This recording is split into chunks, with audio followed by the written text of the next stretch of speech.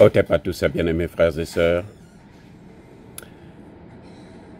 On écoute ici et là, on constate, semble-t-il, que les Rwandais se retirent de Goma. Semble-t-il.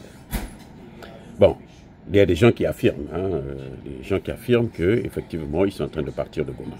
Mais moi, j'ai un problème avec ça.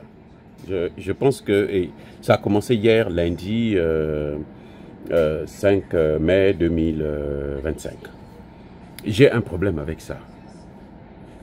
Pourquoi et comment peut-on expliquer que des gens qui quittent Goma vont encore attaquer Walungu?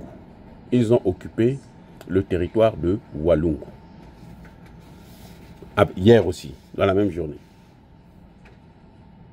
Parce que, en fait, eux, ils cherchent à progresser vers Kisangani. En fait, les Rwandais sont tellement audacieux qu'ils veulent pratiquement prendre la RDC. Quoi.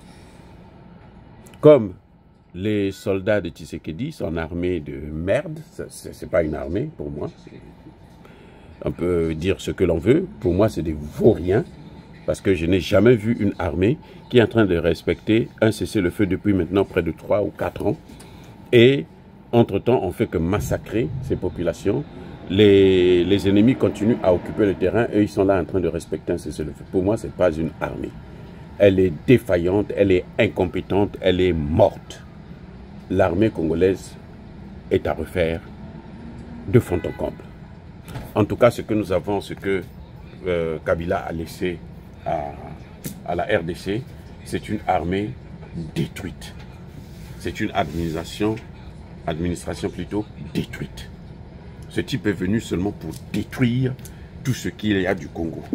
Et j'espère que Tshisekedi ne lui fera pas de cadeau pour le laisser rentrer librement au Congo et puis continuer à danser et faire la fête. J'espère que sa place, c'est en prison à vie. Je l'espère vivement. Et si Tshisekedi ne le fait pas, c'est lui, Tshisekedi, qui ira en prison tôt ou tard. Bref. Donc, quand on dit que l'armée rwandaise quitte Goma, peut-être que c'est vrai, je n'en sais rien. Mais je vous dis aussi que cette armée de mercenaires, de bandits, de terreau a occupé à peine hier la localité de Walungu. Et les Wazalendo sont en ce moment sur leur pied de guerre pour reprendre cette localité.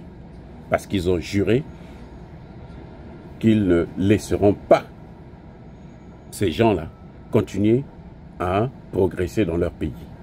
Donc voilà la situation. On ne peut pas, d'une part, on donne ce qu'on donne à la main gauche, on reprend par la main droite. Vous voyez, ils quittent Goma peut-être parce que Goma, ils ont tellement massacré. Vous savez, en une journée, le jour même qu'ils sont rentrés dans Goma, ils ont massacré 11 000. Le jour là, en une journée, 11 000. Et chaque jour qui passe, c'est des dizaines de populations qui sont massacrées à Goma. Chaque jour qui passe. Vous savez que ce n'est pas demain, ce n'est pas en une semaine. Non, chaque jour, ça se compte par dizaines, pas moins de 10 qui tombent. Donc, tous ces crimes-là, ils veulent cacher ça en quittant Goma pour aller vers d'autres localités où ils vont commettre la même chose parce que les mêmes causes produisent les mêmes effets et le chien ne change jamais sa façon de s'asseoir. Donc moi, je ne crois pas à cette manipulation audacieuse et criminelle de Paul Kagame et ses hommes et Kabila, Katumbi et toute la clique d'opposition. Ils sont en train de gagner du temps, ils sont en train de manipuler et puis bon, ils continuent à faire ce qu'ils ont l'habitude de faire comme toujours. Les amis, encore une fois de plus, soyez bénis, abondamment bénis par le Dieu de Kémite et par nos ancêtres angélisés. Vive l'Afrique éternelle, j'ai dit et j'assume.